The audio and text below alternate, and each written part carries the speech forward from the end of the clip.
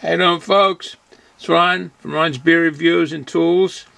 And I've got the beer review that's in front of you right now, as you can see. This is the day after St. Patrick's Day, so we're still celebrating here. St. Patrick's Day, it's actually St. Patrick's Week around here, the celebration. But yesterday we did the Guinness Draft, the Stout. Today, it's the Guinness Blonde Lager. I've never had one of these. 5% alcohol by volume. Brewed and canned by the Guinness Brewing Company, Latrobe, Pennsylvania. So they are brewing in the United States. I don't know if it was Canada or the United States yesterday when I did the review for the Guinness Draft Stout. And it's right here. This one here, at least this one here is brewed. And I think the other one, the draft yesterday, was in Dublin, Ireland. Brewed there. But I knew that they had done some brewing in this country or Canada. But anyways, on this brew here, this is a throwback advertisement they had that, I forget what they, toucan they call that bird, I guess. Something like that. But it was in a lot of advertisements, I'm going to say from the 30s and 40s. It'll say on the back, I think. Mine's a blonde. Let's see, and it does say 50s. Oh no, campaigns of the 1830s. The classic campaign of the 1830s and the 1950s.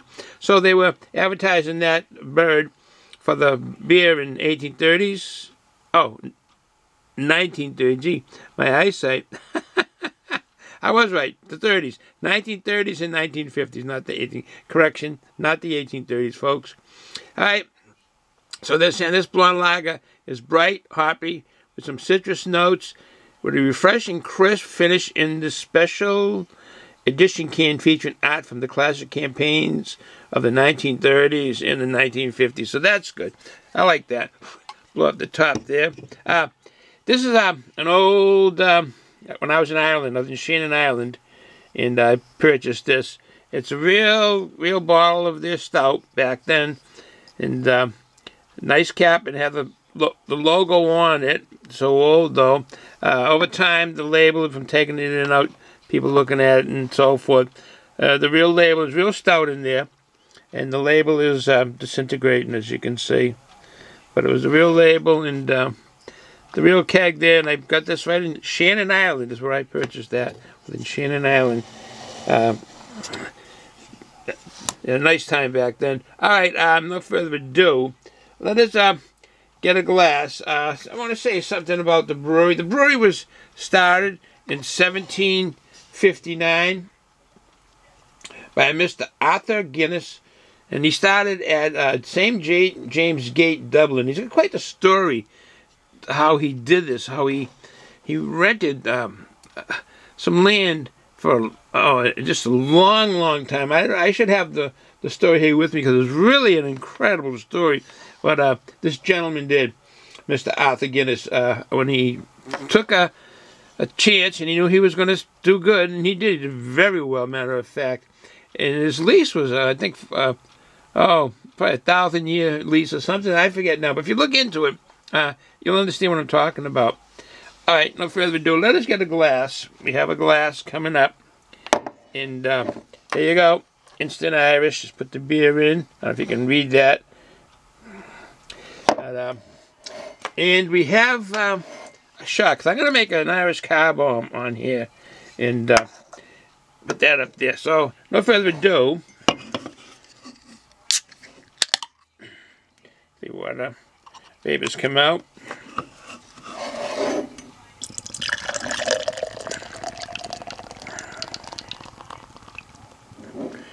Kind of an aggressive pour. Now you can read what the mug is saying. It looks good. It's very good. A nice couple there.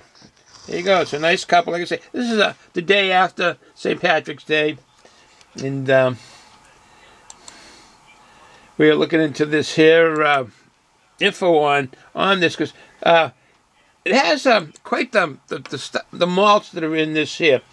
The hops in this are Mosaic, which is nice, Willamette, and Mount Hood. I'm not familiar with Mount Hood, the hops itself, but those are the hops that are in this. Mosaic, Willamette and Mount Hood.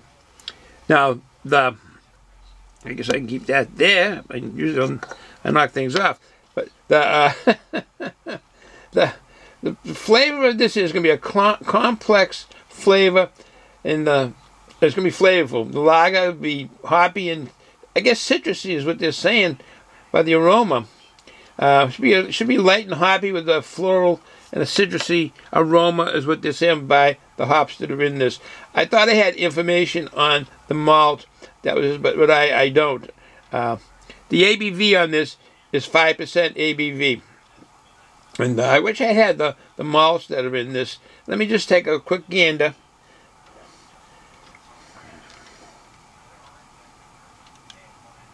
No, it doesn't. The information on their page, it doesn't do any breakdown of the malts that are in this, and that's okay because we're going to be drinking it and tasting it. That'd be enough for me. So let's take a nose to this right now.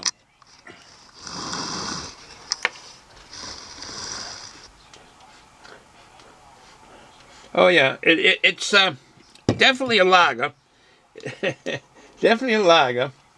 You get that aroma of I think it's the hops in it, and it could be the yeast that give that breadiness. Maybe the yeast that give the breadiness, I think, because the hops are supposed to be the citrusy. And, I'm really not getting the barley, the malt aroma on that, the sweet, that typical lager aroma, which gives you the crispness on your throat when you drink it. It is also a very good looking beer in the mug there. I mean, I am getting that kind of, you get that grainy kind of malty aroma. That's a nice looking beer. Look at that. I do have to show this. If we get the drone up there, there it goes. The drone up there. It's quite the creamy head, as you can see. It is really a creamy head for lager. So that's pretty good. Now, let's see. Can we get any information? We'd like to know what kind of malt is in this here. So it really is a nice looking beer. I mean, take another nose to this, because I'm liking the. You're right. It's different than the lager, the American lagers. Okay, it's citrusy in a way. All right, no further ado. Enough of the sniffing. Bottoms up.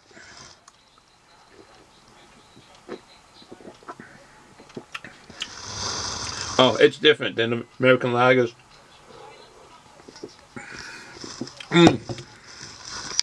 Definitely different. The taste kind of follows what the aroma was a bit, but this finishes a little bit yeasty. I think is the flavors I'm getting. I think it's hops. I think it's the yeastiness that I'm getting. So I don't know what type of yeast is in this.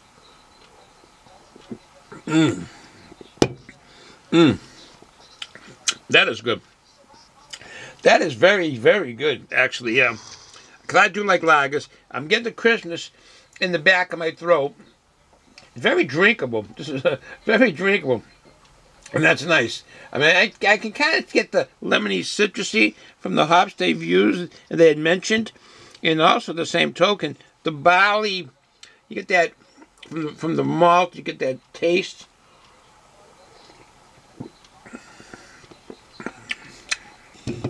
I wouldn't say a toasted barley aroma, but you're getting a taste from that.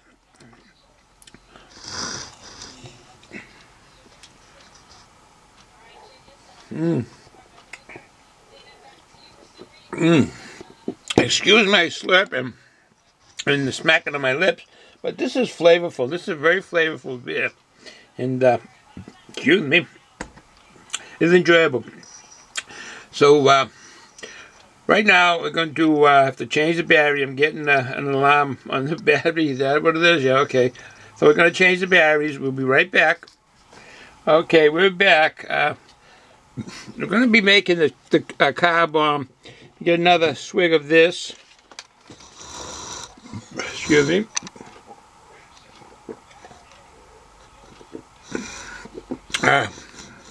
That is good. That is good. So, we have the glass, or the shot glass, and this is a divided shot glass. I purchased these, I think they're called Buttery Nipple. I did a beer review on that, and it's divided because you drink it, and it has two different liquids in here, and they get together and make a good flavor. Two different drinks make a good flavor. So, without further ado, let me get this out of the way for a second. We'll bring up the Irish cream. We've got that. Kavanaugh. I thought Kavanaugh was a Scottish name, but I guess things get mixed up in life through the hundreds of years. And Jameson. This is the IPA. I don't have the stout, but I do have the IPA. All right. So, no further ado, I did have the Jameson IPA stout, but it's gone. All right, this is how we do this.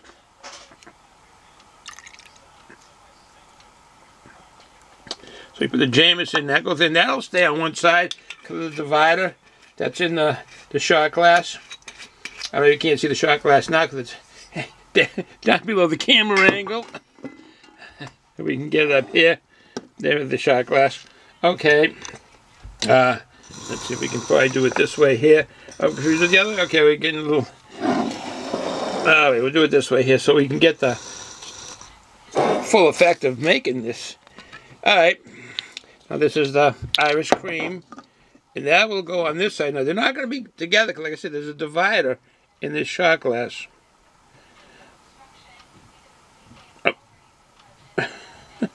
My sloppy pouring. You get a little in there. So, with that done, those are there. We'll get is we got it over here. Paper towel. Okay, so there's the two mixtures together. You basically take your glass and you drop it in. But I'm just going to pour it in like that. Like that. You can see what it's doing. And normally people just drop the shot glass in when you make these Irish car bombs. But look at it. It doesn't look too good, does it? Bottoms up.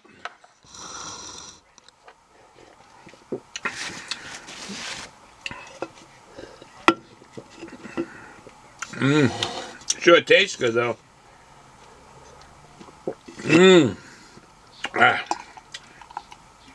That is good. That is delicious.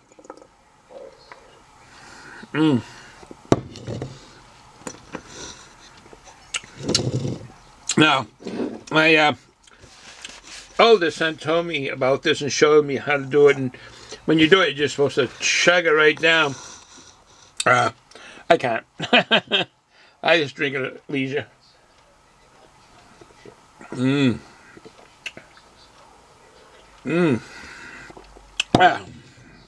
anyways, with the Irish car bomb, and okay, we're back to the beer. I did you folks like the the making of the Irish car bomb? Yeah, thank you. There you go. Got a happy crowd here that likes the Irish car bomb. So, folks, hope you all had a good, fantastic St. Patrick's Day. Hope you all celebrated. Wore the green. Had some nice corned beef and cabbage. And probably went to the St. Patrick's Day parade. They have them.